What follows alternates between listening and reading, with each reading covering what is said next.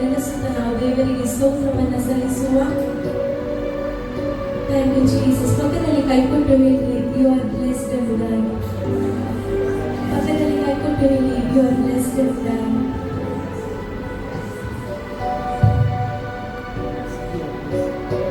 ನಾವು ನಿಜವಾಗಿಯೂ ಆಶೀರ್ವದಿಸಲ್ಪಟ್ಟವರಾಗಿದ್ದೇವೆ. ಯಾಕಂದರೆ ದೇವರು ನಮಗೆ ಉಸಿರನ್ನು ಕೊಟ್ಟಿದ್ದಾನೆ, ಶ್ವಾಸವನ್ನು ಕೊಟ್ಟಿದ್ದಾನೆ.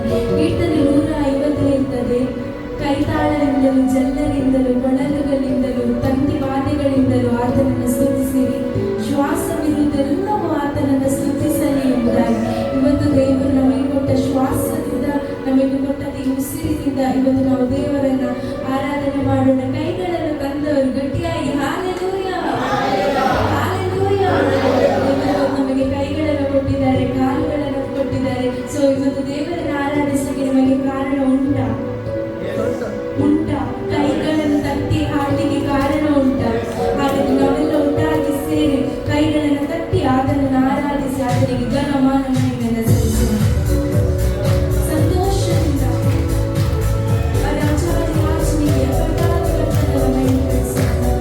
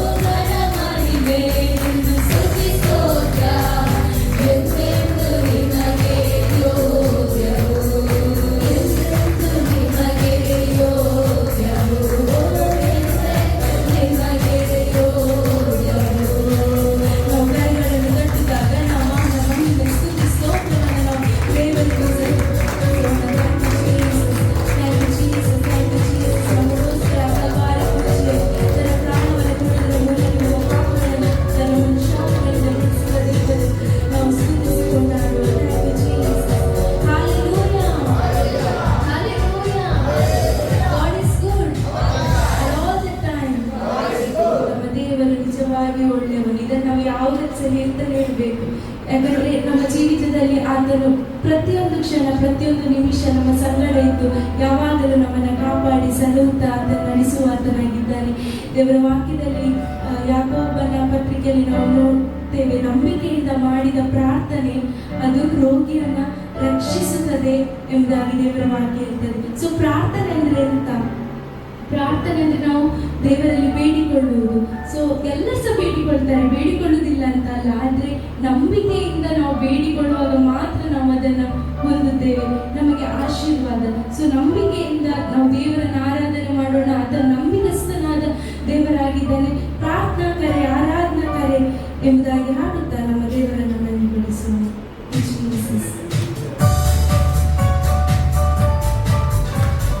ದೇವರ ವಾಕ್ಯ ನಮ್ಮಲ್ಲಿ ಸಜೀವ ಯಜ್ಞವಾಗಿ ನಾವು ಆತನಿಗೆ ಅರ್ಪಿಸಬೇಕೆಂಬುದಾಗಿ ಇವತ್ತು ನಮ್ಮಲ್ಲಿ ಆತನಿಗೆ ಅರ್ಪಿಸುತ್ತಾ ನಾವು ಹೋರಾಡಿ ಆತನನ್ನು ಮಹಿಮೆಗೊಳಿಸೋಣ.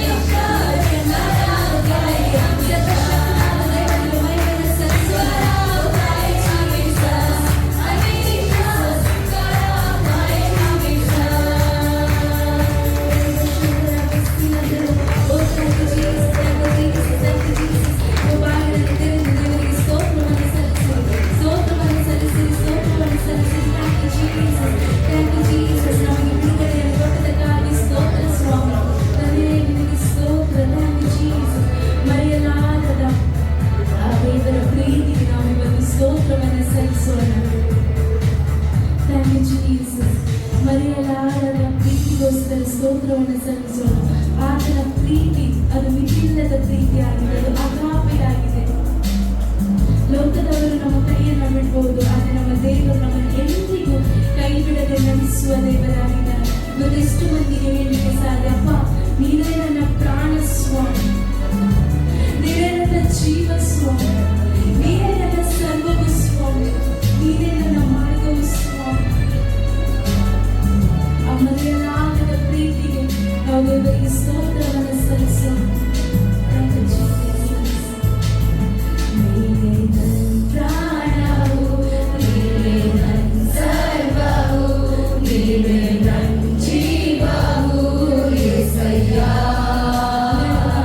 ನೀನೇ ನನ್ನ ಪ್ರಾಣವು, ನೀನೇ ನನ್ನ ಸರ್ವವು, ನೀನೇ ನನ್ನ ಜೀವವು యేసయ్య.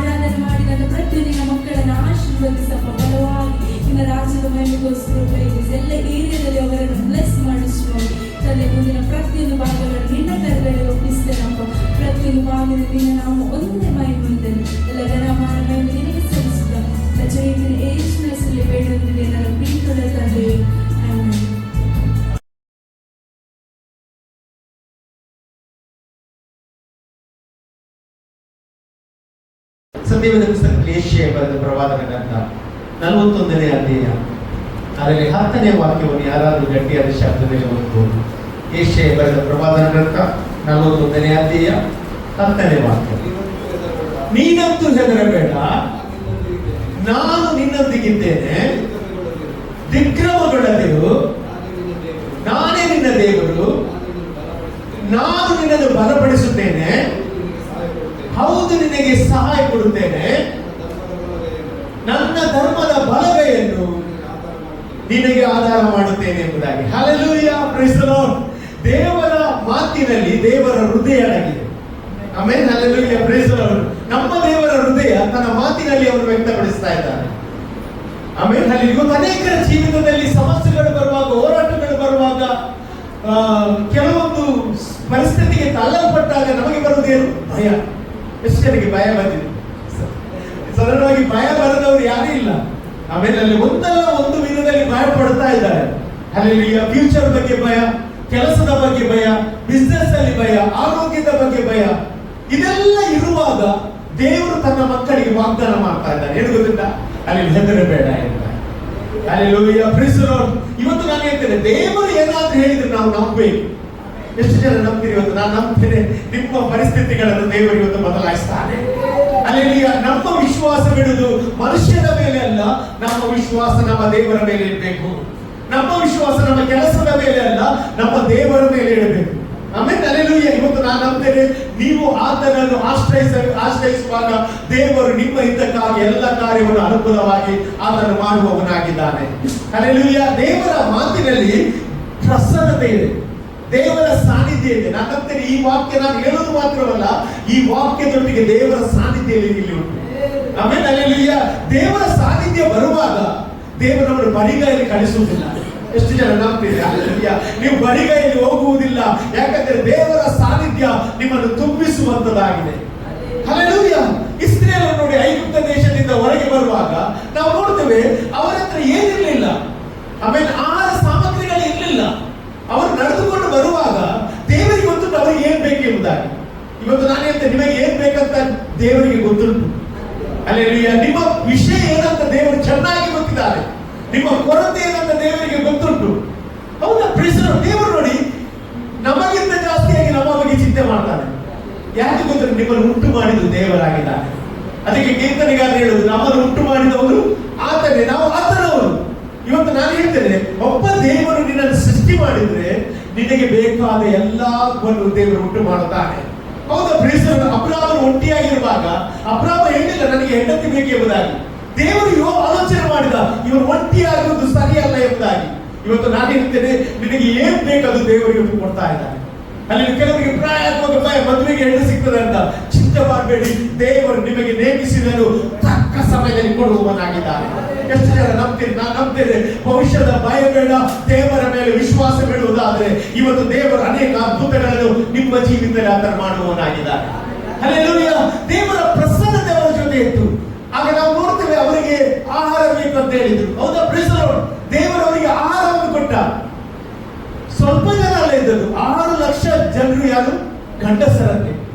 6 ಲಕ್ಷ ಗಂಡಸರೇ ಇದ್ರಂತೆ. ಅದ್ರ ಟೋಟಲಿ 6 ಮಿಲಿಯನ್ ಜನರಿಗೆ ನೋಡಿ, ತಿಂಗಳುಗಟ್ಟಲೆ ಮಾಂಸ ಕೊಡ್ಬೇಕಾದ್ರೆ ಅದು ದೇವರದ್ದು ದೊಡ್ಡ ಒಂದು ಸಾನ್ನಿಧ್ಯವಾಗಿದೆ. ಹೌದಾ? Praise the Lord. ಅವರಿಗೆ ಮನ್ನ ಕೊಟ್ಟ, ಬಟ್ಟೆ ಒಳಗಿಂದ ನೀರು ಕೊಟ್ಟ, ಏನೆಲ್ಲ ದೇವರು ಮಾಡ್ಬೇಕಾದ್ರೆ ಎಲ್ಲ ಮಾಡಿದ. ಇವತ್ತು ನಾನು ಹೇಳ್ತೇನೆ, ನಿಮಗೋಸ್ಕರ ದೇವರು ಎಲ್ಲವನ್ನು ಮಾಡ್ಲಿಕ್ಕೆ ಒಂದು ಶಕ್ತನಾಗಿದ್ದಾನೆ. ಹೌದಾ? Praise the Lord. ನೀವು ನಿಮ್ಮ ಮಕ್ಕಳಿಗೆ ಮಾಡುವುದಕ್ಕಿಂತ ಹೆಚ್ಚಾಗಿ ಪರಲೋಕದ ದೇವರು ತನ್ನ ಮಕ್ಕಳಿಗೋಸ್ಕರ ಎಲ್ಲವನ್ನು ಸಿದ್ಧಪಡಿಸಿದ್ದಾನೆ. ಎಷ್ಟು ಜನ ನಮ್ಗೆ ನಿಮಗೆ ಸಿದ್ಧಪಡಿಸಿದ್ದಾರೆ? ಇವತ್ತು ನಿಮಗೆ ಕಾಣಲಿಕ್ಕೆ ಆಗುದಿಲ್ಲ, ಆದರೆ ದೇವರು ಆಲ್ರೆಡಿ ರಿಸರ್ವ್ ಮಾಡಿದ್ದಾರೆ. ದೇವರು ನೋಡುವುದೇ ಇರುತ್ತದೆ ನಿಮ್ಮ ನಂಬಿಕೆ. ಅಲ್ಲಿ ನಿಮ್ಮ ನಂಬಿಕೆ. ಇವತ್ತು ಎಷ್ಟು ಜನ ನಮ್ಗೆ ನಿಮಗೋಸ್ಕರ ಎಲ್ಲ ಆಶೀರ್ವಾದ ದೇವರು ಇಟ್ಟಿದ್ದಾರೆ. ಹೌದಾ? Praise the Lord. ಹಲ್ಲೆಲೂಯಾ. ಅಬ್ರಾಮ ಈಸಾಕರನ್ನು ಬಲಿ ಕೊಡ್ಲಿಕ್ಕೆ ಹೋಗುವಾಗ ಅಬ್ರಾಮನಿಗೆ ಗೊತ್ತಿಲ್ಲ ಟಗರನ್ನು ದೇವರು ಇಟ್ಟನು. ಆದ್ರೆ ಅಬ್ರಾಮ ನಂಬಿಕೆ ಅಂತ ಹೇಳ್ತಾರೆ, ದೇವರು ಒದಗಿಸ್ತಾನೆ. ಇವತ್ತು ನಾನು ಹೇಳ್ತೇನೆ, ಅಬ್ರಾಮನಿಗೆ ಹೇಗೆ ಟಗರನ್ನು ರಿಸರ್ವ್ ಆಗಿಟ್ಟ ಹಾಗೆ ನಿಮ್ಮಲ್ಲಿ ಕೆಲವೊಂದು ಆಶೀರ್ವಾದ ಇವತ್ತು ಪೆಂಡಿಂಗ್ ಇರುವುದಾದ್ರೆ ಅದು ಕರ್ತನು ಇವತ್ತು ಕೊಡ್ಲಿಕ್ಕೆ ಹೋಗ್ತಾ ಇದ್ದಾನೆ. ಯಾವ ವಿಷಯದಲ್ಲಿ ನೀವು ಭಯ ಪಡುವುದಾದ್ರೆ ಕರ್ತನು ನಿಮ್ಮ ಜೊತೆ ಮಾತನಾಡ್ತಿದ್ದಾರೆ. ಭಯ ಪಡಬೇಡ, ದಿಗ್ಭ್ರಮೆಗೊಳ್ಳದಿರು, ನಾನೇ ನಿನ್ನ ದೇವರು, ನಾನೇ ನಿನಗೆ ಸಹಾಯ ಕೊಡುತ್ತೇನೆ. ಹಾಗೆ ನಮ್ಮ ದೇವರು ನಮಗೆ ಸಹಾಯ ಕೊಡುವ ದೇವರಾಗಿದೆ. ನಾನೆಂದರೆ ಎಲ್ಲ ಸಹಾಯ ನಿಂತು ಹೋಗ್ತದೆ. ಆಮೇಲೆ ಅಲ್ಲೆಲ್ಲೂಯ, ಅದು ಒಳ್ಳೆಯದಕ್ಕೆ ಅಲ್ಲೆಲ್ಲೂಯ. ಎಲ್ಲ ಸಹಾಯ ಇಲ್ಲದಿದ್ರೆ ನಾವು ದೇವರ ಸಹಾಯಕ್ಕೆ ಬರ್ತಿರ್ಲಿಲ್ಲ. ಎಷ್ಟು ಜನ ನಂಬ್ತೀರಿ? ನಾನು ನಂಬ್ತೀರಿ ಇವತ್ತು ದೇವರು ನಿನಗೆ ಸಹಾಯವನ್ನು ಕೊಡಲಿಕ್ಕೆ ಆತ ನಮ್ಮ ಮಧ್ಯೆ ಬಂದಿದ್ದಾನೆ. ಅಲ್ಲೆಲ್ಲೂಯ. ದೇವರ ಕ್ಯಾರೆಕ್ಟರ್ ಅನ್ನು ಇವತ್ತು ತಿಳಿದುಕೊಳ್ಬೇಕು, ದೇವರ ಸ್ವಭಾವವನ್ನು ನಾವು ತಿಳಿದುಕೊಳ್ಬೇಕು. ಸತ್ಯವೇದದಲ್ಲಿ ಒಂದು ವಾಕ್ಯ ಉಂಟು, ಬಹಳ ಒಂದು ಅದ್ಭುತವಾದ ವಾಕ್ಯ. ಅದು ಧರ್ಮೋಪದೇಶ ಕಾಂಡ ಪುಸ್ತಕ 32ನೇ ಅಧ್ಯಾಯ 11ನೇ ವಾಕ್ಯವನ್ನು ಯಾರಾದ್ರೂ ಓದ್ರಿ. ಧರ್ಮೋಪದೇಶ ಕಾಂಡ ಪುಸ್ತಕ 32ನೇ ಅಧ್ಯಾಯ 11ನೇ ವಾಕ್ಯ. ಹತ್ತು ತನ್ನ ಮರಿಗಳನ್ನು ಗೂಡಿನೊಳಗಿಂದ ಹೊರಡಿಸಿ ಅವುಗಳ ಬಳಿಯಲ್ಲಿ ಹಾರಾಡುವಂತೆ ಯೆಹೋವನು ತನ್ನ ರೆಕ್ಕೆಗಳನ್ನು ಚಾಚಿ ಇಸ್ರಾಯೇಲರನ್ನು ಆತುಕೊಂಡದ್ದು ಯಾವ ಅನ್ಯ ದೇವರಾದರೂ ಇಲ್ಲದೆ ಯೆಹೋವನೊಬ್ಬನೇ ಅವರನ್ನು ನಡೆಸಿಕೊಂಡು ಬಂದದ್ದು.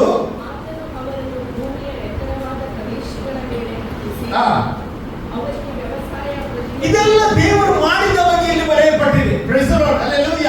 ಹಾಗಾದ್ರೆ ದೇವರು ನಮ್ಮ ಜೀವಿತದಲ್ಲಿ ಏನ್ ಮಾಡ್ತಾರಂತ ಈ ಸತ್ಯವೇದದಲ್ಲಿ ಬರೆಯಲ್ಪಟ್ಟಿದೆ. ಆಮೇಲೆ ಅಲ್ಲಿ ಇದು ಪ್ರತಿಯೊಬ್ಬರ ಜೀವಿತದಲ್ಲಿ ನಡೆಯಬೇಕು.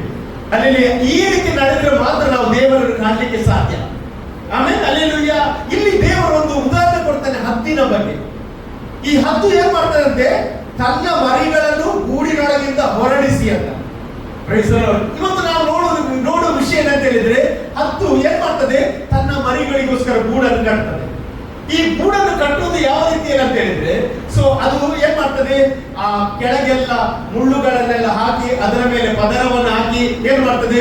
ಆ ಮರಿಗಳನ್ನು ಅದರಲ್ಲಿ ಇಡ್ತದೆ. ಸ್ವಲ್ಪ ಸಮಯ ಆದ್ಮೇಲೆ ಈ ಮರಿ ಏನ್ ಮಾಡ್ತದೆ ಗೊತ್ತಿಲ್ಲ, ಬಹಳ ಖುಷಿ ಆಗ್ತದೆ. ಯಾಕೆಂತ ಹೇಳಿದ್ರೆ ನಾನು ಕಂಫರ್ಟ್ ಝೋನ್ ಅಲ್ಲಿ ಇದ್ದೇನೆ ಎಂಬುದಾಗಿ. ಆ ಒಂದು ಆ ಗೂಡಲ್ಲಿರುವ ತನಕ ಆ ಬೆಚ್ಚಗೆ, ತಾಯಿಯ ಬೆಚ್ಚಗೆ, ಗೂಡು ಎಲ್ಲ ಇರುವಾಗ, ಸುರಕ್ಷಿತವಾಗಿರುವಾಗ ತಾಯಿಗೆ ಗೊತ್ತುಂಟು ಈ ಗೂಡಿನಿಂದ ಏನ್ ಮಾಡ್ಬೇಕು? ಮಗುವನ್ನು ಮರಿಯನ್ನು ಏನ್ ಮಾಡ್ಬೇಕು? ಹೊರಗೆ ಹಾಕ್ಬೇಕು. ಆಮೇಲೆ ಅಲ್ಲಿ ಮಗುವಿಗೆ ಗೊತ್ತಿಲ್ಲ, ಆ ಮರಿಗೆ ಗೊತ್ತಿಲ್ಲ ಯಾವಾಗ ಹೊರಗೆ ಬರ್ಬೇಕಂತ ಗೊತ್ತಿಲ್ಲ. ಆದ್ರೆ ತಾಯಿಗೆ ಗೊತ್ತುಂಟು ಯಾವಾಗ ಆ ಗೂಡಿನೊಳಗಿಂದ ಹೊರಗೆ ಹಾಕ್ಬೇಕು ಎಂಬುದಾಗಿ. ಆಮೇಲೆ ಅಲ್ಲೆಲ್ಲೂಯ. Price the Lord. ಈ ಹತ್ತಿ ಏನ್ ಮಾಡ್ತದೆ ಗೊತ್ತುಂಟ? ಇದೇನ್ ಮಾಡ್ತದೆ ಅಂತ ಹೇಳಿದ್ರೆ, ಫಸ್ಟ್ ಏನ್ ಮಾಡೋದು ಅಂತ ಹೇಳಿದ್ರೆ, ಈ ಮರಿ ಇರುವಾಗಲೇ ಆ ಗೂಡನ್ನು ಏನ್ ಮಾಡ್ತದೆ? ಕಾಲಲ್ಲಿ ತುಳಿಲಿಕ್ಕೆ ಶುರು ಮಾಡ್ತದೆ. ತುಳಿಲಿಕ್ಕೆ ಶುರು ಮಾಡುವಾಗ ಏನು ಸಿಗ್ತದೆ? ಅಲ್ಲಿ ಮುಳ್ಳು ಸಿಗ್ತದೆ. ಈ ಮುಳ್ಳು ಯಾವುದಕ್ಕೆ ತಾಗ್ತದೆ? ಹದ್ದಿನ ಮರಿಗೆ ತಾಗ್ತದೆ.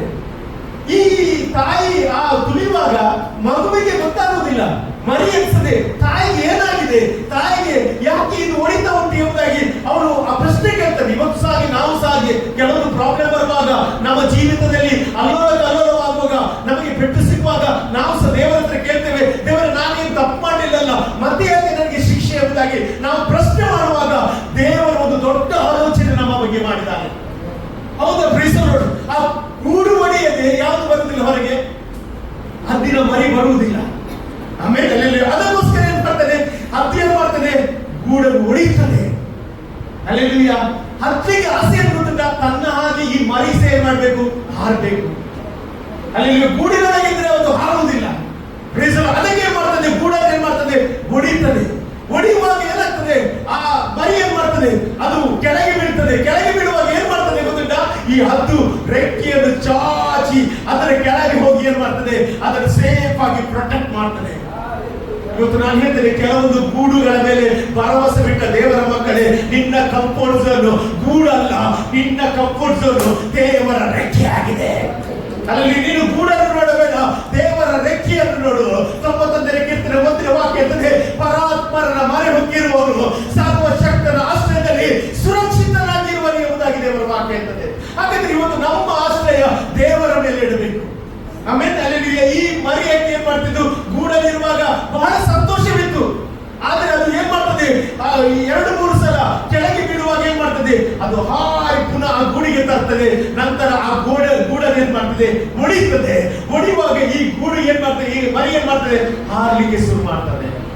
ಅಲ್ಲಿ ನಾನು ಏನ್ ಹೇಳ್ತೇನೆ ಅಂತ ಹೇಳಿದ್ರೆ, ಗೂಡು ಒಡೆಯುತ್ತದೆ ಹೊರತು ನೀನು ಒಡೆಯದ ಹಾಗೆ ದೇವರು ಕಾಪಾಡ್ತಾರೆ. ಅಲ್ಲಿ ನಾನು ಏನ್ ಹೇಳ್ತೇನೆ? ಗೂಡು ಕಟ್ಟಿದವನ ಆತನೇ, ಗೂಡನ್ನು ಕೆಳಗಿದವನ ಆತನೇ ಆಗಿದ್ದಾನೆ. ನಿನಗೆ ಗೂಡನ್ನು ಕಟ್ಟಲಿಕ್ಕೆ ಅವರು ಶಕ್ತನಾದ ದೇವರಾಗಿದ್ದಾನೆ. ನಾನು ಹೇಳುವುದಿಷ್ಟ ಬೇರೆ, ನಿನ್ನ ಆಶ್ರಯ ದೇವರ ಮೇಲೆ ಮಾತ್ರ ಇಡಬೇಕು. ಅಲ್ಲಿ ಅದಕ್ಕೋಸ್ಕರ ಮೊದಲಾಗಿ ನಾವು ಸಂಶಯ ಪಡಬಾರದು. ಅಲ್ಲಿ ದೇವರ ವಿಷಯದಲ್ಲಿ ಸಂಶಯ ಪಡಬೇಡ.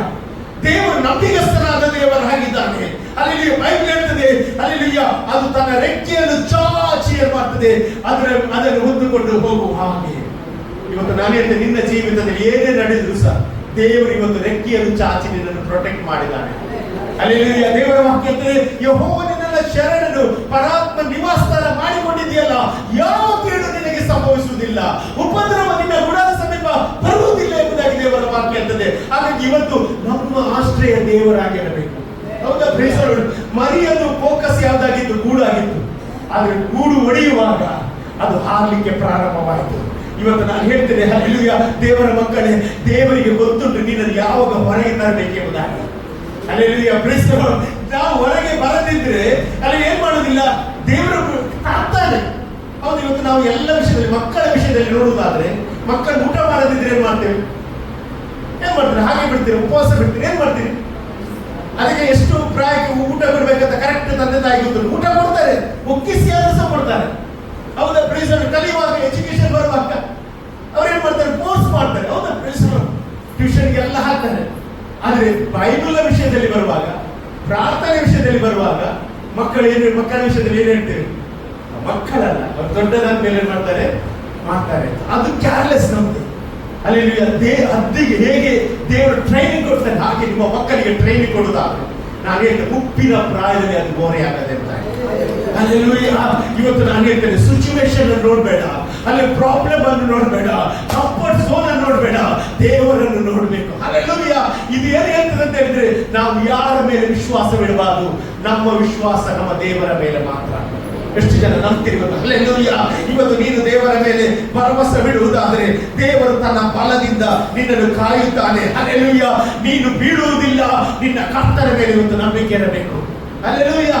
ಈ ಹದ್ದಿನ ಮರಿ ಏನಾಯ್ತು? ಬಿದ್ದು ಬೀಳಿತು, ನನ್ನ ಕತೆ ಮುಗಿಯಿತು ಎಂಬುದಾಗಿ ಹೇಳುವಾಗಲೇ ಅದು ಏನ್ ಮಾಡ್ತದೆ? ರೆಕ್ಕೆಯನ್ನು ಚಾಚಿ ಏನ್ ಮಾಡ್ತದೆ? ಅದನ್ನು ಹೊತ್ತುಕೊಂಡು ಹೋಗುವ ಹಾಗೆ. ಆಮೇಲೆ ಹಲ್ಲೆಲೂಯಾ. ನೋಡಿ, ಕೆಲವೊಮ್ಮೆ ದೇವರು ನಮಗೆ ಸಹ ಹಾಗೆ ಏನ್ ಮಾಡ್ತಾರೆ? ಕೆಲವೊಮ್ಮೆ ಆ ಪರಿಸ್ಥಿತಿಗೆ ತರ್ತಾನೆ. ಯಾಕೆ ತರ್ತಾನೆ ಗೊತ್ತುಂಟ? ಅಲ್ಲಿ ನಾವು ಆತನ ಹಾಗೆ ಬಲ ಹೊಂದಬೇಕೆಂಬುದಾಗಿ, ಆತನ ಮಹಿಮೆಯಲ್ಲಿ ಪಾಲು ತೆಗೆದುಕೊಳ್ಬೇಕು, ಅದಕ್ಕೋಸ್ಕರ. ಆಮೇಲೆ ಹಲ್ಲೆಲೂಯಾ. ಆದ್ರೆ ದೇವರು ಅನಾಥರಾಗಿ ನಮ್ಮನ್ನು ಬಿಡುವುದೇ ಇಲ್ಲ. ಎಷ್ಟು ಜನ ನಂಬ್ತೀರಿ? ನಿನ್ನನ್ನು ಅನಾಥನಾಗಿ ದೇವರು ಬಿಡುವುದಿಲ್ಲ, ನಿನ್ನ ಕೈಗಳನ್ನು ಬಿಡುವುದಿಲ್ಲ. ಯಾಕಂದ್ರೆ ಅವರು ನಂಬಿಗಸ್ತನಾದ ದೇವರಾಗಿದ್ದಾನೆ. ನೀವು ನೋಡಿ, ಯೆಶಾಯ ಬರೆದ ಪ್ರವಾದನ ಗ್ರಂಥ 46ನೇ ಅಧ್ಯಾಯ 3ನೇ ವಾಕ್ಯ ನೀವು ಗಮನಿಸುವುದಾದರೆ, ಯಾಕೋಬ ವಂಶವೇ, ಇಸ್ರೇಲ್ ಸಂತಾನ ಶೇಷವೇ, ನನ್ನ ಮಾತಿಗೆ ಕಿವಿಗೊಡಿ, ನಿನ್ನನ್ನು ಗರ್ಭದಿಂದ ಹೊರುತ್ತಿದ್ದೇನೆ, ಹುಟ್ಟಿದಂದಿನಿಂದ ವಹಿಸುತ್ತಿದ್ದೇನೆ, ನಿನ್ನ ಮುಪ್ಪಿನ ತನಕ ನಾನೇ ಆಧಾರ, ನರೆ ಬಂದಾಗಲೂ ನಿನ್ನನ್ನು ಹೊತ್ತು ಸಹಿಸುವೆನು, ನಾನೇ ಉಂಟು ಮಾಡಿದೆನು, ನಾನೇ ಹೊರುವೆನು ಎಂಬುದಾಗಿ. ಹಲ್ಲೆಲೂಯಾ. ಎಂತ ಒಂದು ದೇವರ ವಾಗ್ದಾನವಾಗಿದ್ದಾನೆ. ನಾನು ಹೇಳ್ತೇನೆ, ನಾನೇ ಉಂಟು ಮಾಡಿದೆನು, ನಾನೇ ಹೊರುತ್ತೇನೆ ಎಂಬುದಾಗಿ. ಅಲ್ಲಿ ನಾನು ಹೇಳ್ತೇನೆ, ಇವತ್ತು ನಿಮ್ಮನ್ನು ಉಂಟು ಮಾಡಿದ ದೇವರು ನಿಮ್ಮನ್ನು ಅರ್ಧ ದಾರಿಯಲ್ಲಿ ಬಿಡುವ ದೇವರಲ್ಲ. ಎಷ್ಟು ಜನ ಹೇಳ್ತಾರೆ? ಅರ್ಧ ದಾರಿಯಲ್ಲಿ ಬಿಟ್ಕೊಂಡು ಹೋಗುವುದಿಲ್ಲ. ಹಲ್ಲೆಲೂಯಾ. Praise the Lord. ಈ ಲೋಕದವರು ಅರ್ಧ ದಾರಿಯಲ್ಲಿ ಬಿಡ್ತಾರೆ, ಆದ್ರೆ ನನ್ನ ದೇವರು ಎಂದಿಗೂ ಅರ್ಧ ದಾರಿಯಲ್ಲಿ ಬಿಡುವುದಿಲ್ಲ. ಎಷ್ಟು ಜನ ನಂಬ್ತೀರಿ? ಇವತ್ತು ನಾನು ನಂಬ್ತೇನೆ, ದೇವರು ನಿಮ್ಮೊಂದಿಗೆ ಮಾತನಾಡ್ತಾ ಇದ್ದಾನೆ. ಹಲ್ಲೆಲೂಯಾ. ಒಂದು ಪ್ರಾಮಿಸ್ ದೇವರು ಇಲ್ಲಿ ತನ್ನ ಮಕ್ಕಳಿಗೆ ಕೊಡ್ತಾ ಇದ್ದಾನೆ. ಗರ್ಭದಿಂದ ಹೊರತಿದ್ದೇನೆ ಎಂಬುದಾಗಿ ನಾನು ಮೊನ್ನೆ ಹೇಳಿದೆ. ಹಲ್ಲೆಲೂಯಾ. ಅಂದ್ರೆ ನಮ್ಮ ತಾಯಿಯ ಪಿಂಡ ಇರುವಾಗ, ನಾವು ಪಿಂಡ ಇರುವಾಗ ದೇವರು ಏನ್ ಮಾಡ್ತಾರೆ? ನಮ್ಮನ್ನು ನೋಡ್ತಾನೆ. ಆಗದಿಂದ ನಮ್ಮ ಲೈಫ್ ಸ್ಟಾರ್ಟ್ ಆಗ್ತದೆ. ಹೌದಾ? ಪ್ರೇಸರ್ ಕೆಲವು ಸಲ ನಾವು ನೋಡ್ತೇವೆ, 3 ತಿಂಗಳಲ್ಲಿ ಅಬೋರ್ಷನ್, 6 ತಿಂಗಳಲ್ಲಿ ಅಬೋರ್ಷನ್, ಕೆಲವು ಸಂಗತಿಗಳನ್ನು ನಾವು ಕೇಳ್ತೇವೆ. ಅಲ್ಲಿ ಆದ್ರೆ ನಾನು ಹೇಳ್ತೇನೆ, ಯಾರು ದೇವರನ್ನು ಆಶ್ರಯಿಸ್ತಾರಲ್ಲ, ಬಿಟ್ಟ ಇರುವಾಗಲೇ ದೇವರು ಆ ಮಗುವನ್ನು ನೋಡುತ್ತಾನೆ, ಆ ಮಗುವಿನ ದಿನಚರಿ ತನ್ನ ಪುಸ್ತಕದಲ್ಲಿ ಬರೆಯುತ್ತಾನೆ. ಹಲ್ಲೆಲೂಯಾ. ಇವತ್ತು ನಾನು ಹೇಳುವುದು ಏನಂತ ಹೇಳಿದ್ರೆ, ದೇವರಿಂದ ಆಗದ ಕಾರ್ಯ ಯಾವುದಿಲ್ಲ. ಅಲ್ಲಿ ಕೆಲವರು 5 ತಿಂಗಳಲ್ಲಿ 6 ತಿಂಗಳಲ್ಲಿ ಈ ಲೋಕಕ್ಕೆ ಬಂದವರಿದ್ದಾರೆ. ಇದು ದೇವರ ಸೃಷ್ಟಿಯಾಗಿದೆ.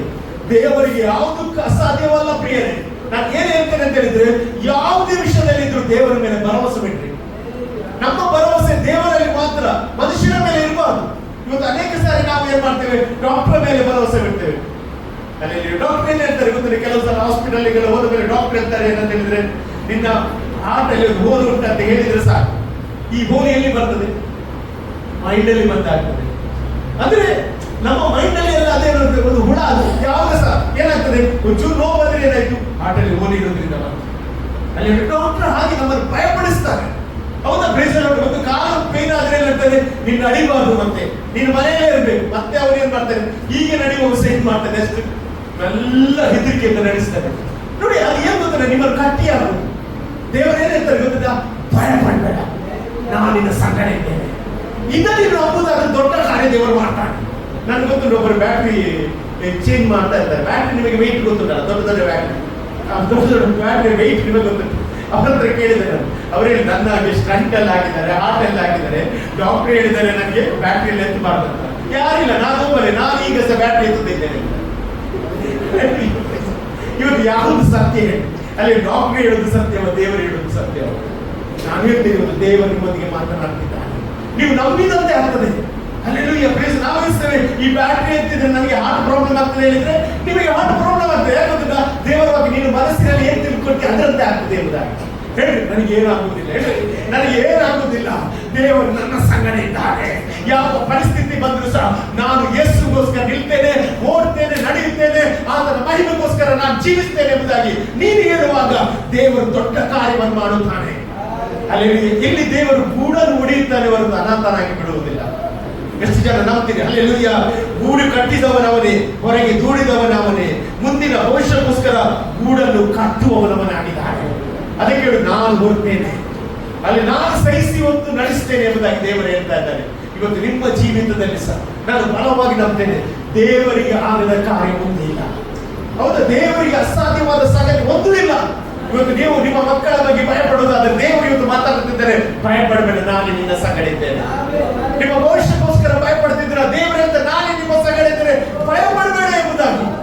ವಿಕ್ರಮಗಳಾದರು, ಕಳವಳಗಳಾದರು, ನಾನೇ ನಿನ್ನ ದೇವರು ಎಂಬುದಾಗಿ. ಇವತ್ತು ನಾನು ಹೇಳ್ತೇನೆ, ನಮ್ಮ ದೇವರು ಇವತ್ತು ಮಾತಿನಲ್ಲಿ ನಂಬಿಗಸ್ತನಾದ್ರಿಂದ ಅವನು ನಿಮಗೆ ಸಹಾಯ ಮಾಡಲಿಕ್ಕೆ ಶಕ್ತನಾಗಿದ್ದಾನೆ. ಯಾವ ಪರಿಸ್ಥಿತಿ ಬಂದರೂ ಸಹ ಎದುರಿಸಲಿಕ್ಕೆ ದೇವರು ಹೇಳ್ತಾ ಇದ್ದಾನೆ. ಅಲ್ಲೆಲ್ಲೂಯ್ಯ. ಈ ಒಂದು ಮರಿ ಏನು ಹೊರಗಿನ ಪ್ರಪಂಚ ನೋಡ್ಲಿಲ್ಲ, ಅದು ಗೂಡನ್ನೇ ನೋಡಿಕೊಂಡು ಹೋಗ್ತಾ ಇತ್ತು. ಆದ್ರೆ ಈಗ ಏನಾಗ್ತದೆ, ಆ ಗೂಡಿನಿಂದ ಹೊರಗೆ ಬರುವಾಗ ಏನಾಯ್ತು, ಅದರ ರೆಕ್ಕೆಗಳು ಏನಾಗ್ತದೆ, ಬಲ ಹೊಂದುತ್ತದೆ, ಅದು ಸಹ ಹದ್ದಿನಾಗಿ ಹಾರಲಿಕ್ಕೆ ಪ್ರಾರಂಭವಾಗುತ್ತದೆ. ಅಲ್ಲೆಲ್ಲೂಯ್ಯ. ಯಾಕೆ ದೇವರು ಹೀಗೆ ಮಾಡಿದಂತ ಹೇಳಿದ್ರೆ, ತನ್ನ ಹಾಗೆ ಆಗಬೇಕು. ಇವತ್ತು ನಾನು ಹೇಳ್ತೇನೆ, ನಿಮ್ಮ ಜೀವಿತದಲ್ಲಿ ಕಷ್ಟ, ಹೋರಾಟ, ಸಮಸ್ಯೆ ಬಂದರೂ ಸಹ ಯಾಕೆ ದೇವರು ನಿಮ್ಮನ್ನು ಹೊರಗೆ ತಂದದ್ದು ಅಂತ ಹೇಳಿದ್ರೆ, ದೇವರಿಗೆ ನಿಮ್ಮ ಮೇಲೆ ಒಂದು ದೊಡ್ಡ ಉದ್ದೇಶ ಉಂಟು. ಎಷ್ಟು ಜನ ನಂಬ್ತೀನಿ? ನಾನು ನಂಬ್ತೀನಿ, ನಿಮ್ಮನ್ನು ಹಾಗೆ ಕಳಿಸುವುದಿಲ್ಲ. ದೇವರು ತನ್ನ ಉದ್ದೇಶವನ್ನು ನಿಮ್ಮ ಜೀವಿತದಲ್ಲಿ ಆತನ್ನು ನೆರವೇರಿಸುವ ದೇವರಾಗಿದ್ದಾನೆ. ಆಮೇಲೆ ಅಲ್ಲೆಲ್ಲೂಯ್ಯ, ನಮಗೆಲ್ಲರಿಗೂ ಗೊತ್ತುಂಟು, ಇಸ್ರೇಲರು ಐಗುಪ್ತ ದೇಶದಿಂದ ಹೊರಗೆ ಬರುವಾಗ ಅವರಿಗೆ ಕೆಂಪು ಸಮುದ್ರ ಎದುರು ಬಂತು. ಹೌದಾ? ಕೆಂಪು ಸಮುದ್ರ ಎದುರು ಬರುವಾಗ ದೇವರು ಆ ಕೆಂಪು ಸಮುದ್ರದಲ್ಲಿ ಏನ್ ಮಾಡ್ತಾನೆ, ಮಾರ್ಗ ಮಾಡ್ತಾನೆ. ಅಂದ್ರೆ ನಮ್ಮ ದೇವರು ಏನ್ ಮಾಡ್ತಾನೆ, ಮಾರ್ಗ ಇಲ್ಲದೆ ಮಾರ್ಗ ತೆರೀತಾರೆ. ಎಷ್ಟು ಜನ ಅಂತೀರಿ ಇವತ್ತು, ನೀವು ಮಾರ್ಗ ಇಲ್ಲದೆ ಕಾಣ್ತಿದ್ರ, ದೇವರು ಮಾರ್ಗವನ್ನು ತೆರೆಯುವ ದೇವರಾಗಿದ್ದಾನೆ. ಅಂದು ಮಾರ್ಗ ತೆರೆದ್ರೆ ಇವತ್ತು ಸಹ ಅವನು 100ಕ್ಕೆ 100 ಮಾರ್ಗ ತೆರಲಿಕ್ಕೆ ಶಕ್ತನಾಗಿದ್ದಾನೆ. ಹೌದಾ? Praise the Lord. ಹೀಗೆ ಅವರು ಪ್ರಯಾಣ ಬೆಳೆಸ್ತಾ ಹೋಗುವಾಗ ದೇವರು ಮೋಶೆಯನ್ನು ಕರೆದು, ಮೋಶೆಗೆ ಏನ್ ಮಾಡಿದ್ರು, ದಶಾಜ್ಞೆ ಕೊಡ್ತೇನೆ ಎಂಬುದಾಗಿ ಸೀನಾಯಿ ಬೆಟ್ಟಕ್ಕೆ ಕರೆದು, ಸೀನಾಯಿ ಬೆಟ್ಟಕ್ಕೆ ಕರೆಯುವಾಗ ಅಲ್ಲಿ 40 ದಿವಸ ಏನು ರಾತ್ರಿ ಹಗಲು ದೇವರ ಸಮ್ಮುಖದಲ್ಲಿದ್ದು ಏನ್ ಮಾಡ್ತಾನೆ ಅವನು, ದೇವರು ಕೊಡುವ ದಶಾಜ್ಞೆಯನ್ನು ಬರೀಲಿಕ್ಕೆ ಶುರು ಮಾಡುವಾಗ ಇಸ್ರೇಲ್ ಜನರು ಏನ್ ಮಾಡಿದ್ರು, ಮೋಶೆ ಎಲ್ಲಿ ಹೋದಂತ ನಮಗೆ ಗೊತ್ತಿಲ್ಲ, ನಮಗೊಂದು ದೇವರನ್ನು ಮಾಡಿಕೋ ಎಂಬುದಾಗಿ ಆರೋನ ಅಂತ ಕೇಳುವಾಗ ಆರೋನ ಏನ್ ಮಾಡ್ತಾನೆ, ನಿಮ್ಮಲ್ಲಿರುವ ಬಂಗಾರವನ್ನೆಲ್ಲ ನನಗೆ ಕೊಡಿ ಅಂತ ಏನ್ ಮಾಡ್ತಾನೆ, ಅವನೊಂದು ಬಸವನನ್ನು ಮಾಡಿಕೊಡ್ತಾನೆ. ಹೌದು, ಬಂಗಾರದ ಬಸವನನ್ನು ಮಾಡಿಕೊಡ್ತಾನೆ. ಮೋಶೆ ಕೆಳಗೆ ಬರುವಾಗ ದೇವರು ಹೇಳ್ತಾನೆ, ನಿನ್ನ ಜನರು ಏನ್ ಮಾಡ್ತಾರೆ, ಬೇರೆ ದೇವರನ್ನು ಮಾಡಿದ್ದಾರೆ ಅಂತ ಹೇಳಿ ಸಿಟ್ಟು ಬರ್ತದೆ ದೇವರಿಗೆ. ಹೌದಾ? Praise the Lord. ಸಿಟ್ಟು ಬಂದು ದೇವರು ಮೋಶೆಗೆ ಹೇಳ್ತಾ ಇದ್ದಾನೆ ಏನಂತ ಹೇಳಿದ್ರೆ, ನಾನು ಇನ್ನು ಮುಂದೆ ನಿಮ್ಮ ಜೊತೆ ಬರುವುದಿಲ್ಲ. ಆಮೇಲೆ ಅಲ್ಲೆಲ್ಲೂಯ್ಯ. ನಾನು ನಿಮಗೆ ಬೇಡ ಅಲ್ಲ, ನಿಮಗೆ ಬೇಕಾದದ್ದು ಯಾವುದು ಅದ್ಭುತ ಅಲ್ಲ, ನಿಮಗೆ ಬೇಕಾದದ್ದು ಯಾವುದು ಮಹತ್ಕಾರ್ಯ ಅಲ್ಲ, ನಿಮಗೆ ಬೇಕಾದ ಊಟ ಅಲ್ಲ, ಅದು ನಾನು ಕೊಡ್ತೇನೆ, ಆದ್ರೆ ನಾನು ಬರುವುದಿಲ್ಲ, ದೂತರ ಮೂಲಕ ನಿಮ್ಮನ್ನು ಕಳಿಸ್ತೇನೆ ಎಂಬುದಾಗಿ ಹೇಳ್ತಾ ಇದ್ದಾರೆ. ನೋಡಿ, ಆ ಒಂದು ಸಿಚುವೇಶನ್ ಬರುವಾಗ ಎಲ್ಲರೂ ಏನಾದ್ರು ಭಯಪಟ್ರಂತೆ, ದೇವರ ಮಾತಿಗೆ ಭಯಪಟ್ರಂತೆ. ಐಗುಪ್ತ ದೇಶದಿಂದ ಕಾನಾನ್ ದೇಶಕ್ಕೆ ಕರ್ಕೊಂಡು ಹೋಗ್ತಾರೆ ಅಂತ ದೇವರು ವಾಗ್ದಾನ ಮಾಡಿದ. ಆದ್ರೆ ಮಧ್ಯದಲ್ಲಿ ದೇವರು ಏನ್ ಹೇಳ್ತಾರೆ ಗೊತ್ತಿಲ್ಲ, ನಾನು ಬರುವುದಿಲ್ಲ. ಅಲ್ಲಿ ಆಗ ಬೈಬಲ್ ಹೇಳ್ತದೆ ಗೊತ್ತಿಲ್ಲ, ಎಲ್ಲರೂ ಭಯಪಟ್ಟು ಅವರ ಟೆಂಟಿನಿಂದ ಹೊರಗೆ ಬರಲಿಲ್ಲ ಅಂತ ಎಲ್ಲರೂ ಸಹ. ಎಲ್ಲರೂ ಏನ್ ಮಾಡಿದ್ರು, ಅವರ ಬಂಗಾರವನ್ನೆಲ್ಲ ತೆಗೆದು ಏನ್ ಮಾಡಿದ್ರು, ಒಬ್ಬರು ಸಹ ಧರಿಸಲಿಲ್ಲ ಅಂತ ವಾಕ್ಯ ಹೇಳ್ತದೆ. ಅಲ್ಲೆಲ್ಲೂಯ್ಯ. ಆಗ ಮೋಶೆ ಏನ್ ಮಾಡ್ತಾರೆ ಗೊತ್ತಿಲ್ಲ, ಅವರ ಹತ್ರ ಇನ್ನೊಂದು ಟೆಂಟ್ ಉಂಟು, ಒಂದಿರುವ ಟೆಂಟ್ ಬಿಟ್ಟು ಇನ್ನೊಂದು ಟೆಂಟ್ ಅನ್ನು ತೆಗೆದುಕೊಂಡು ದೂರಕ್ಕೆ ಹೋಗಿ ಆ ಟೆಂಟ್ ಅನ್ನು ಹಾಕಿ ದೇವರ ಹತ್ರ ಪ್ರಾರ್ಥನೆ ಮಾಡಲಿಕ್ಕೆ ಶುರು ಮಾಡ್ತಾನೆ. ಅಲ್ಲೆಲ್ಲೂಯ್ಯ. ಸತ್ಯವಾದ ಏನಿರ್ತದೆ ಗೊತ್ತಿಲ್ಲ, ನಿನಗೆ ಎಂತದೇ ಸಮಸ್ಯೆ ಬಂದ್ರು ಸಹ ನೀನು ಏಕಾಂತವಾದ ಕೋಣೆಗೆ ಹೋಗಿ ನಿನ್ನ ಅಂತರಂಗದಲ್ಲಿ ದೇವರ ಹೃದಯವನ್ನು ಬಿಚ್ಚಿ ಹೇಳುವಾಗ ನಿನ್ನ ಪ್ರಾರ್ಥನೆಯನ್ನು ದೇವರಿಗೆ ಹೇಳುತ್ತಾನೆ ಅಂತ. ಅಲ್ಲಿ ಮೋಶೆ ಏನ್ ಮಾಡಿದ ಅಂತ ಹೇಳಿದ್ರೆ, ಆ ಟೆಂಟ್ ಅನ್ನು ಹಾಕಿ ದೂರದಲ್ಲಿ ಪ್ರಾರ್ಥನೆ ಮಾಡ್ಲಿಕ್ಕೆ ಶುರು ಮಾಡಿದೆ. ಎಂತ ಪ್ರಾರ್ಥನೆ ಮಾಡಿದ ಅಂತ ರೆಕಾರ್ಡ್ ಆಗಿಲ್ಲ ಬೈಬಲ್, ಆದ್ರೆ ದಿನ ಅವನು ಪ್ರಾರ್ಥನೆ ಮಾಡುವಾಗ ಏನಾಯ್ತು ಗೊತ್ತಿದ್ದ, ಒಂದು ಮೇಘ ಅವನ ಬಾಗಿಲಲ್ಲಿ ಬಂದು ನಿಲ್ಲಿಕ್ಕೆ ಸ್ಟಾರ್ಟ್ ಆಯ್ತಂತೆ. ದೇವರು ಹೇಳಿದ್ರು ನಾನು ಬರುವುದಿಲ್ಲ ಎಂಬುದಾಗಿ. ಆದ್ರೆ ಮೋಶೆ ಒಂದು ಮಾತಾಡಲಿಲ್ಲ, ಯಾರಿಗೆ ಎದುರು ಅವನಿಗೆ ಮಾತನಾಡಲಿಲ್ಲ. ಯಾರಿಗೆ? ದೇವರಿಗೆ ನಾನು ಬರುವುದಿಲ್ಲ. ಅಲ್ಲಿ ಇವತ್ತು ನಾವು ಮಕ್ಕಳಿಗೆ ಪೆಟ್ಟು ಕೊಡುವಾಗ ಮಕ್ಕಳು ಹೇಳ್ತದೆ ನಾನು ಹಾಗೆ ಮಾಡಲಿಲ್ಲ, ನಾನು ಮಾಡಲಿಲ್ಲ ಅಂತ ಹೇಳುವಾಗ ತಾಯಿ ಹೇಳ್ತದೆ ಮಕ್ಕಳಿಗೂ ಇದನ್ನು ರಡ್ಡು ಪೆಟ್ಟು ಜಾಸ್ತಿ ತಿಕ್ಕೊಂಡಲ್ಲ ಹೇಳುದಿಲ್ಲ. ಮಕ್ಕಳು ಮಾತಾಡುವಾಗ ಏನಾಗ್ತದೆ, ಮತ್ತೆ ಮಾತಾಡಿದ್ರೆ ಏನಾಗ್ತದೆ, ಪೆಟ್ಟು ಜಾಸ್ತಿ ಸಿಗ್ತದೆ. ಮೋಶೆ ಗೊತ್ತಾಯ್ತು, ಇವತ್ತು ನಾನು ಮಾತಾಡುದಿಲ್ಲ, ಮಾತಾಡಿದ್ರೆ ಪೆಟ್ಟು ಸಿಗ್ತದೆ ಅಂತ. ಮೋಶೆ ಸುಮ್ಮನೆ ಕೂತ್ಕೊಂಡ, ಒಂದು ಮಾತನಾಡಲಿಲ್ಲ. ಬದಲಾಗಿ ಅವನು ಏನ್ ಮಾಡಿದ, ಆ ಟೆಂಟ್ ಅಲ್ಲಿ ಕೂತ್ಕೊಂಡು ದೇವರ ಹತ್ರ ಮಾತನಾಡಲಿಕ್ಕೆ ಶುರು ಮಾಡಿದ. ದೇವರೇ ನೀನು ಒಳ್ಳೆಯವನು, ನಾವು ತಪ್ಪು ಮಾಡಿದೆವು. ದೇವರೇ ನೀನು ಒಳ್ಳೆಯವನು, ನಾವು ತಪ್ಪು ಮಾಡಿದ್ದೇವೆ ಎಂಬುದಾಗಿ ಎಲ್ಲ ಪಶ್ಚಾತ್ತಾಪ ಪಡ್ಲಿಕ್ಕೆ ಶುರು ಮಾಡಿದ್ರು. ಅಲ್ಲಿ ನಮ್ಮ ದೇವರು ಒಳ್ಳೆಯವನಲ್ಲ, ಕನಿಕರವುಳ್ಳ ದೇವರಲ್ಲ. ಆಮೇಲೆ ಹಲ್ಲೆಲೂಯಾ, ಪ್ರೈಸ್ ದಿ ಲಾರ್ಡ್. ನಮ್ಮ ದೇವರು ಹೇಳಿ ನಾನು ಬರುವುದಿಲ್ಲ ಎಂಬುದಾಗಿ ಹೇಳುವಾಗ ಮೋಶೆ ಹೇಳಿದ, ಏನ್ ಗೊತ್ತಿಲ್ಲ, ನೀನು ಬರದಿದ್ರೆ ನಾನು ಹೋಗುವುದಿಲ್ಲ. ನನಗೆ ಆಶೀರ್ವಾದ ಬೇಡ ಸ್ವಾಮಿ, ನಮಗೆ ಕಾನೂನು ಬೇಡ ಸ್ವಾಮಿ, ಈ ಅಡವಿ ಸಾಕು, ನೀನಿದ್ರೆ ಸಾಕು. ನೀನಿದ್ರೆ ಈ ಅಡವಿ ಓಕೆ. ಎಷ್ಟು ಜನರಿಗೆ ಓಕೆ? ದೇವರಿಂದ ನಿಮಗೆ ಈ ಪರಿಸ್ಥಿತಿ ಸಾಕು. Praise the Lord. ಅದು ಎಂತದೇ ಆಗಲಿ ದೇವರು ಪರಿಸ್ಥಿತಿಯನ್ನು ಬದಲು ಮಾಡ್ತಾನೆ. ಎಷ್ಟು ಜನ ನಂಬ್ತೇನೆ? ನಾನು ನಂಬ್ತೇನೆ, ದೇವರು ನಿಮ್ಮ ಪರಿಸ್ಥಿತಿಯನ್ನು ಬದಲಾಯಿಸ್ತಾನೆ. ಅಲ್ಲಿ ಅವರು ದೇವರ ಸನ್ನಿಧಾನದಲ್ಲಿ ಮೊರೆಯಲಿಕ್ಕೆ ಶುರು ಮಾಡಿದ. ದೇವರೇ ನನಗೆ ನೀನು ಬೇಕು, ನಿನ್ನ ಪ್ರಸನ್ನತೆ ನನಗೆ ಬೇಕು ಎಂಬುದಾಗಿ ಅವನು ದೇವರ ಸನ್ನಿಧಾನದಲ್ಲಿ ಹಲ್ಲೆಲೂಯಾ ಕೊಡ್ತಾ ಕೇಳ್ತಾ ಇದ್ದಾನೆ. Hallelujah, praise the Lord. ಇಲ್ಲಿ ನಾವು ನೋಡ್ತೇವೆ ಅಂತ ಹೇಳಿದ್ರೆ ದೇವರು ಅವನ ಬಾಗಿಲಲ್ಲಿ ಆ ಪ್ರಸನ್ನತೆ ನಿಂತಿತ್ತು ಎಂಬುದಾಗಿ ಅಲ್ಲಿ ವಾಕ್ಯ ಹೇಳ್ತದೆ. ಮೋಶೆ ಗಡಿಬಿಡಿ ಮಾಡಲಿಲ್ಲ, ದೇವರ ಸಮಯಕ್ಕೋಸ್ಕರ ಕಾಯಲಿಕ್ಕೆ ಸ್ಟಾರ್ಟ್ ಮಾಡಿದ. ಈ ಒಂದು ಸಮಯದಲ್ಲಿ ಮೋಶೆ ಕ್ಯಾರೆಕ್ಟರ್ ಚೇಂಜ್ ಆಯಿತು. ಒಂದು ಪ್ರೈಸ್ ದಿ ಲಾರ್ಡ್. ನಾವು ಯಾವಾಗ ದೇವರ ಸನ್ನಿಧಿಯಲ್ಲಿ ಕೂತ್ಕೊಳ್ತೇವೆ ನಮ್ಮ ಕ್ಯಾರೆಕ್ಟರ್ ಚೇಂಜ್ ಆಗ್ತದೆ, ನಮ್ಮ ಸಿಟ್ಟು ಹೋಗ್ತದೆ, ನಮ್ಮ ಬಲಹೀನತೆ ತಿಂದಾಗ್ತದೆ. ದೇವರು ನಮ್ಮ ಬಲದಿಂದ ತುಂಬಿಸುವವನಾಗಿದ್ದಾನೆ. ನಾವು ನೋಡ್ತೇವೆ ವಿಮೋಚನಕಾಂಡ ಪುಸ್ತಕ 33ನೇ ಅಧ್ಯಾಯ 15ನೇ ವಾಕ್ಯದಲ್ಲಿ ಅವನು ದೇವರೊಂದಿಗೆ ಮಾತನಾಡುವ ಒಂದು ಶಬ್ದ ಅಲ್ಲಿ ರೆಕಾರ್ಡ್ ಆಗಿದೆ. ಏನದು ನೋಡಿ, ವಿಮೋಚನಕಾಂಡ ಪುಸ್ತಕ 33ನೇ ಅಧ್ಯಾಯ 15ನೇ ವಾಕ್ಯ. ಅದಕ್ಕೆ ಮೋಶೆ ನೋಡಿ, ನೀನೇ ನಮ್ಮ ಸಂಗಡ ಬಾರದೆ ಹೋದರೆ ನಮ್ಮನ್ನು ಇಲ್ಲಿಂದ ಏನ್ ಮಾಡಬಾರದು, ಹೋಗಿಗೊಳಿಸಬಾರದು. ಅಂದ್ರೆ ಏನ್ ಗೊತ್ತಿಲ್ಲ, ನನಗೆ ಅವನ ಹಾಲು ಜೇನು ದೇಶ ಮರೆತ, ಅವನು ದೇವರ ಬೇಕು ಎಂಬುದಾಗಿ ಕೂತ್ಕೊಂಡ. ಇವತ್ತು ಎಷ್ಟು ಜನ ಇದ್ದಾರೆ, ನನಗೆ ದೇವರ ಬೇಕು, ನನಗೆ ದೇವರ ಸಾನ್ನಿಧ್ಯ ಬೇಕು, ನನಗೆ ದೇವರ ಬಲ ಬೇಕು, ದೇವರ ಬೇಕು ನಮಗೆ ಎಂಬುದಾಗಿ ಹೇಳಿದ್ರೆ ಆಶೀರ್ವಾದದ ಹಿಂದೆ ಹೋಗುವುದಕ್ಕಿಂತ ಸಹ ದೇವರ ಹಿಂದೆ ಹೋಗುವುದು ಬಹಳ ಉತ್ತಮವಾಗಿದೆ. ಹಲ್ಲೆಲೂಯಾ. ನಾನು ಹೇಳ್ತೇನೆ, ನಮ್ಮನ್ನು ಕಾಯುವುದು ದೇವರೇ ಆಗಿದ್ದಾನೆ, ನಮ್ಮನ್ನು ನಡೆಸುವುದು ಸಹ ದೇವರಾಗಿದ್ದಾನೆ. ಹೌದಾ? ದೇವರ ವಾಕ್ಯ ಹೇಳ್ತದೆ, ನಾವು ಕೀರ್ತನೆ 115:12 ನಾವು ನೋಡ್ತೇವೆ, ಯೆಹೋವನು ನಮ್ಮ ನೆನಪು ಮಾಡಿಕೊಳ್ಳುತ್ತಾನೆ, ಚಿಕ್ಕವರಿಂದ ಹಿಡಿದು ದೊಡ್ಡವರ ಪರ್ಯಂತರ ಸಕಲ ಜನರು ನೆನಪು ಮಾಡ್ತಾನೆ.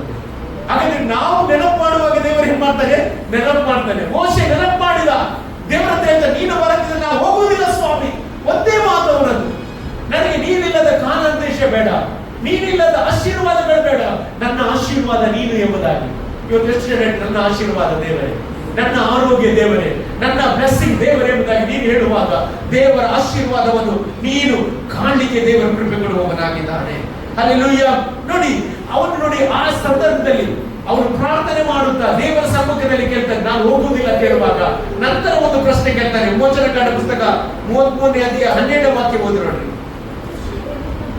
ಮೋಶೆ ಯೆಹೋವನಿಗೆ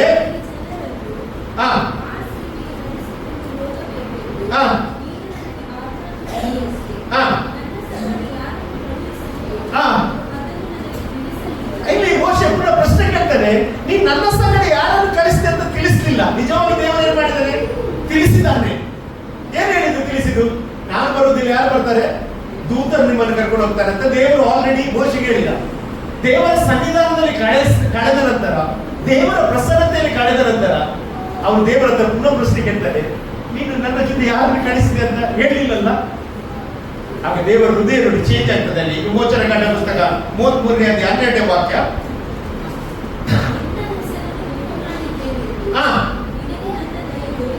ನಿನಗೆ ನನ್ನ ದಯ ದೊರಕಿದ್ದೆಂದು ನೀನು ನನಗೆ ಹೇಳಿದೆಯಲ್ಲ.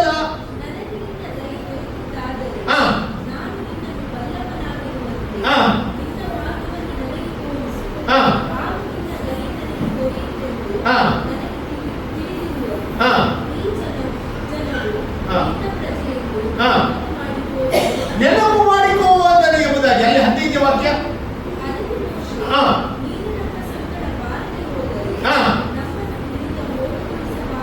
ಓಕೆ,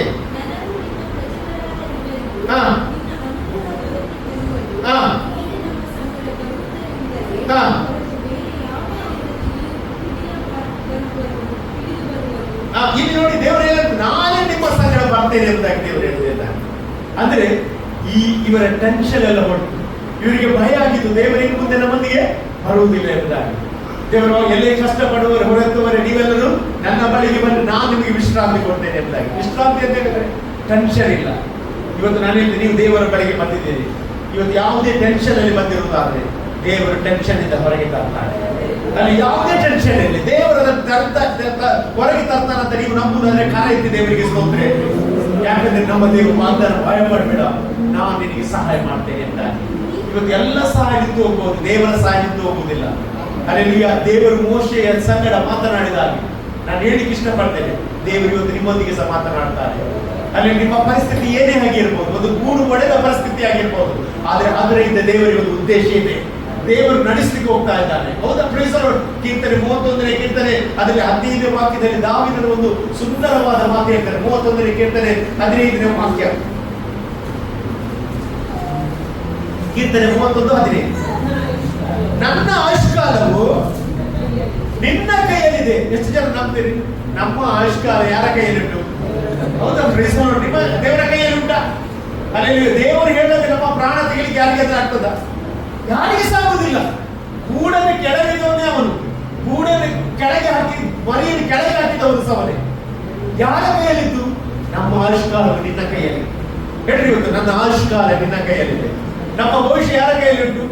ದೇವರ ಕೈಯಲ್ಲಿಟ್ಟು. ನಮ್ಮ ಮಕ್ಕಳ ಭವಿಷ್ಯ ಯಾರ ಕೈಯಲ್ಲಿಟ್ಟು? ದೇವರ ಕೈಯಲ್ಲಿಟ್ಟು. ನನಗೆ ದೇವರು ಹೇಳದೆ ನಿನ್ನ ಜೀವಿತದಲ್ಲಿ ಯಾವುದು ಸಹ ಕೆಟ್ಟದ್ದು ಸಂಭವಿಸುವುದಿಲ್ಲ. ನನ್ನ ದೇವರು ಒಳ್ಳೆಯವನಾಗಿದ್ದಾನೆ. ಆಮೇಲೆ ಮತ್ತೆ ಓದಿಸಿದ ಮುಂದೆ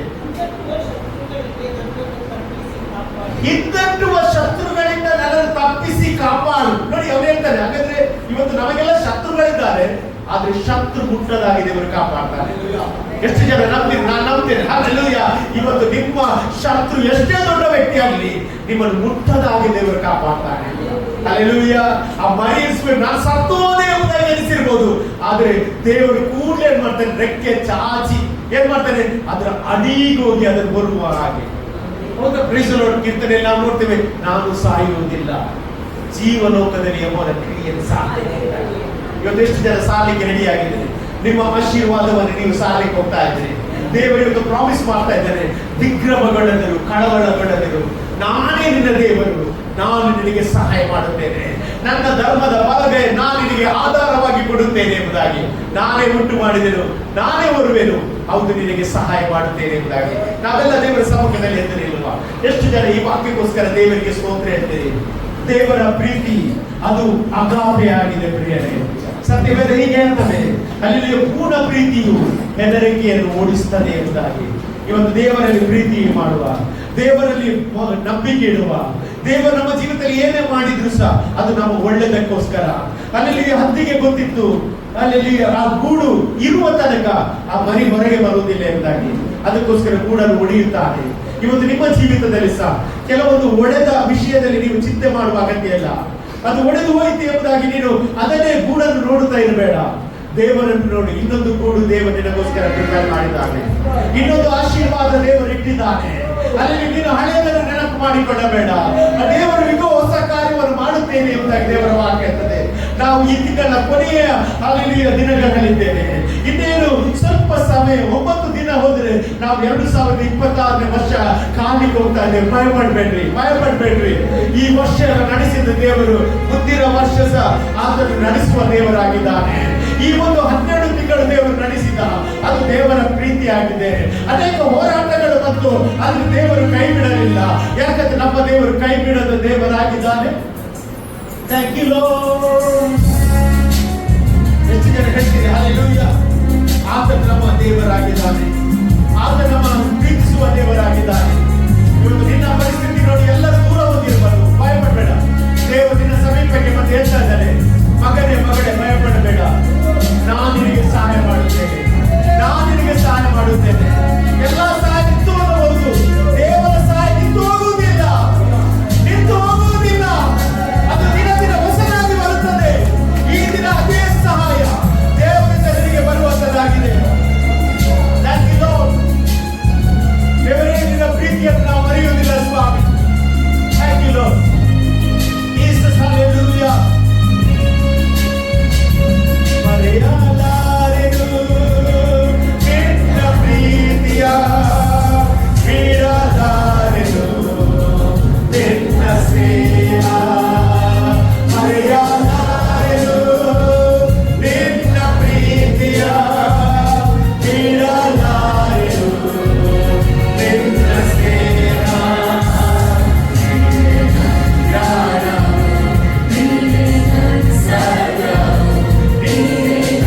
ಜೀವ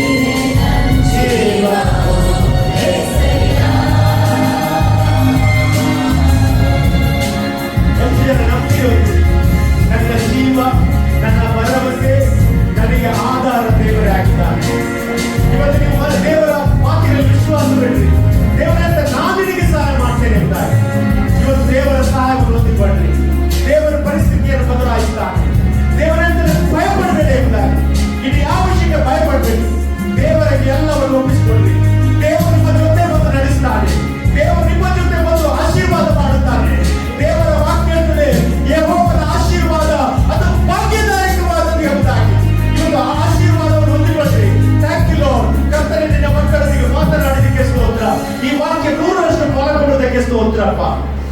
ಯಾವುದೇ ಭಯದಲ್ಲಿ ಬಂದಿರುವುದಾದ್ರೆ ಆ ಭಯ ಇವತ್ತು ತೆಗೆದು ಸ್ವಾಮಿ ನೀನು ಧೈರ್ಯವನ್ನು ಕೊಟ್ಟು ಅವರ ಜೀವಿತದಲ್ಲಿ ಹೊಸ ಕಾರ್ಯವನ್ನು ಮಾಡಬೇಕಾಗಿ ಪ್ರಾರ್ಥನೆ ಮಾಡುತ್ತಿದ್ದಾರೆ. ಹಾಗೆ ಮಾಡುವುದಕ್ಕೆ ನಿನಗೆ ಸ್ತೋತ್ರ. ಸೇರಿ ಬಂದ ಎಲ್ಲರ ನಿನ್ನ ಕರಗಳಿಗೆ ಕೊಡ್ತೇನೆ. ಪ್ರತಿಯೊಂದು ಕುಟುಂಬವನ್ನು ಆಶೀರ್ವಾದ ಮಾಡಿ ಅವರ ಜೀವಿತದಲ್ಲಿ ಬೆಳಕು ರಕ್ಷಕನಾಗಿ ಅವರ ಪ್ರಾಣದ ಆಧಾರವಾಗಿದ್ದುಕೊಂಡು ನೀನು ಎಲ್ಲರೂ ನಡೆಸುವುದಕ್ಕೆ ನಿಮಗೆ ಸ್ತೋತ್ರ. ಎಲ್ಲವೂ ನಿಮ್ಮ ಕರಗಳಿಗೆ ಒಪ್ಪಿಸಿ ಪ್ರಾರ್ಥಿಸ್ತೇನೆ. ಮಹಿಮೆ ನಿನಗೆ ಯೇಸುವಿನ ನಾಮದಲ್ಲಿ ಬೇಡುತ್ತೇನೆ ತಂದೆಯೇ. ಆಮೆನ್. ಹಲ್ಲೆಲೂಯದೊಂದಿಗೆ ಅಂತ್ಯ ಆಶೀರ್ವಾದ ಪಡೆದುಕೊಳ್ಳುವ